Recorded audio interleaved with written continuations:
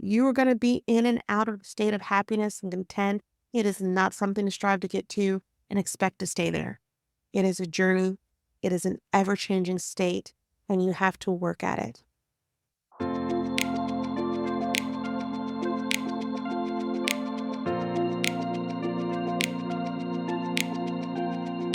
Welcome to the Core Happiness Podcast. I'm your host, Kacee Banks, a mindset and positive psychology coach. On this podcast, we discuss all things related to creating happiness from within. So, let's do it.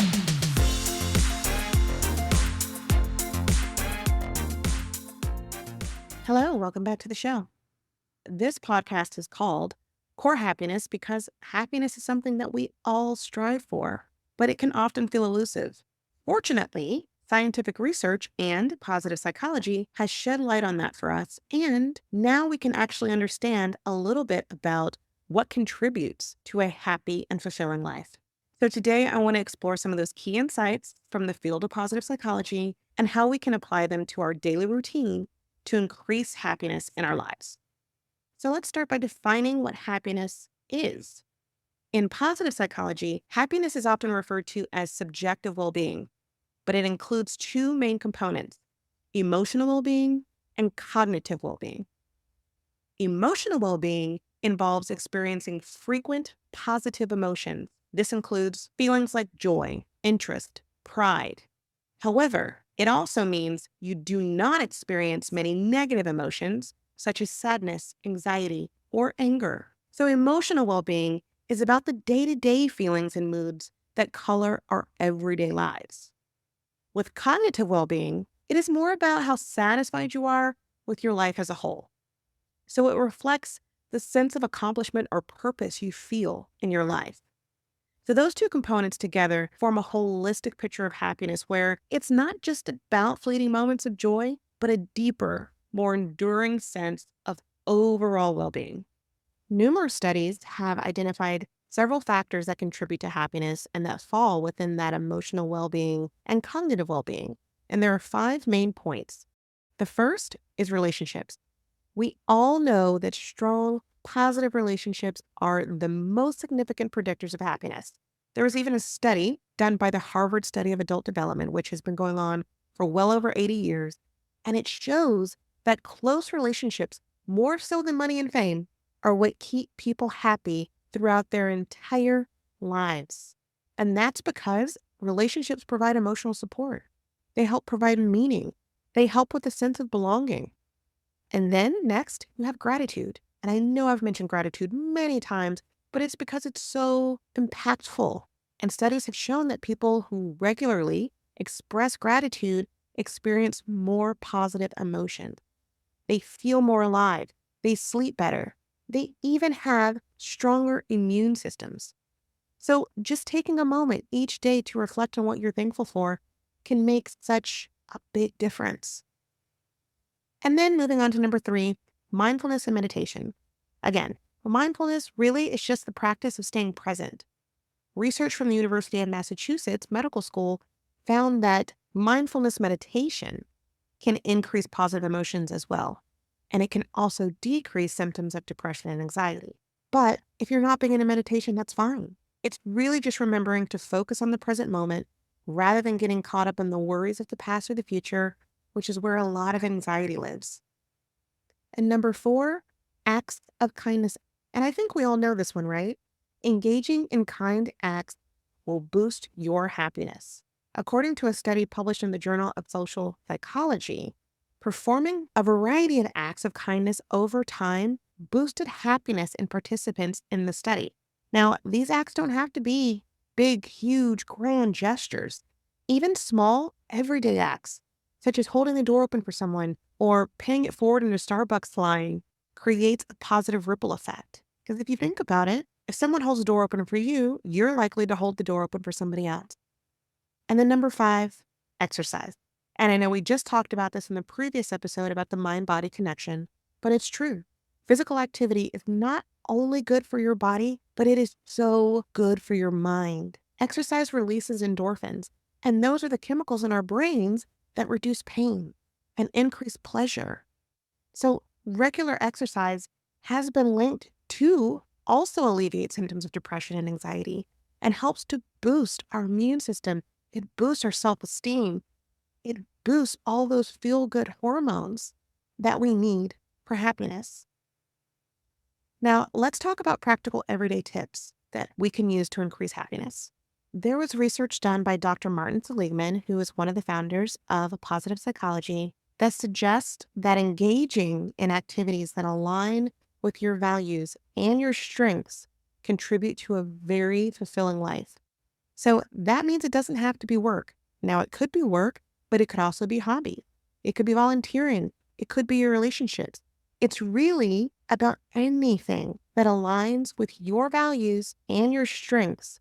That will give your life direction and meaning. And that's where you're going to find a lot of sense of purpose in your life. So cultivate your relationships. Spend quality time with people to strengthen your connections. How do you do that? Very simple. Just be present and actively listen to them. Engage. For example, you can schedule a weekly dinner with a loved one. You can have a regular phone call with a friend you haven't seen in a while and just talk, catch up. And when you do talk, really listen to them. Ask them questions. Really engage. Practice active listening. It will help to strengthen your bond during that conversation. As we mentioned, the next one is gratitude, which you can practice with writing in a journal. But again, it doesn't have to be big. Keep it super simple. Just something to shift your focus from what's wrong in life in any particular moment to something that's going well. It could be writing about a delicious meal you had, or it could be gratitude for a kind gesture from a friend. Again, maybe somebody held a door open for you. Maybe you just witnessed a beautiful sunset. But practice gratitude with something small, one thing every day. And then at the end of the year, you have 365 things that you were grateful for in one year. And then number 3 is engage mindfulness. Now, this really, again, is anything that just helps you become present. And if you need help, I have mentioned apps like Headspace and Calm, but going through mindfulness exercises is a great way to practice mindfulness, especially if you're new to it. And if you are new to it and you don't like meditating and you're just feeling like it doesn't align with me or something feels off, or I've tried meditation, I've tried yoga, then just focus on being present, savoring the taste of something you're eating or the texture of the food you're eating. It could be something as simple as noticing sensations in your body when you're walking. That's also mindfulness. Another tip is just be the person who performs the acts of kindness.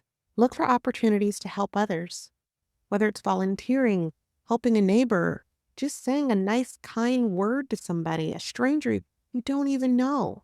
You could pay it forward. You could pay for the coffee of the person in the line behind you. You could help a colleague out with a project. You could leave a simple positive note for a family member. There was someone who lived in my neighborhood who wrote kind things on rocks and then placed them in front of everybody's mailbox. And when I went to get the mail, one day there was a very sweet rock with a message written on it. I have no idea who that person was. It just was an anonymous, kind thing to do, but it was beautiful. And it happened 2 years ago, I believe. And I still think of it and it makes me smile. It's a beautiful thing. And it's actually one of the things I was grateful for that day, to live in a world where people were kind enough to do something that night.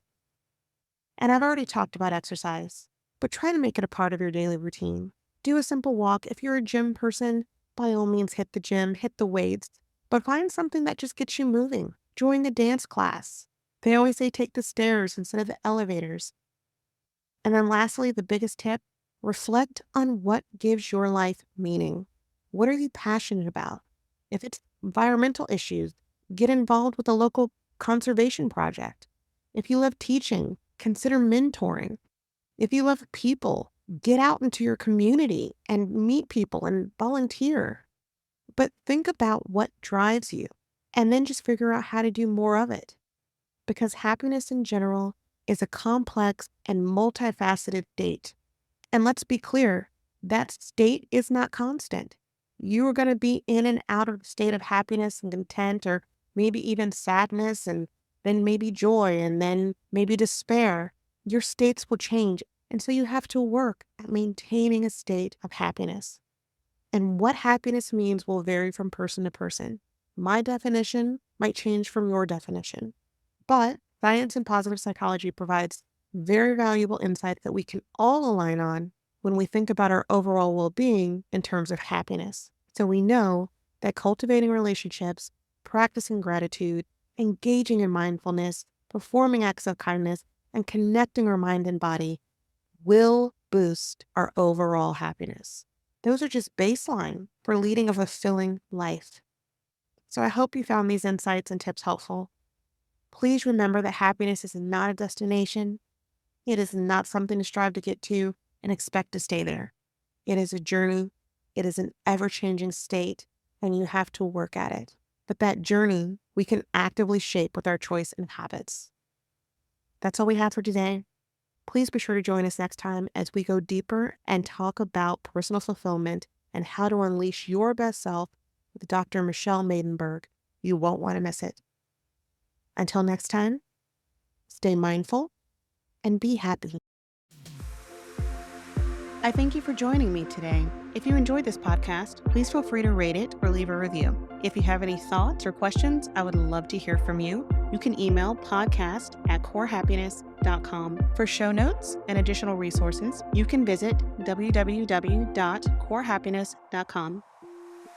As always, please remember, never let anyone diminish your light. Until next time, sending you my love.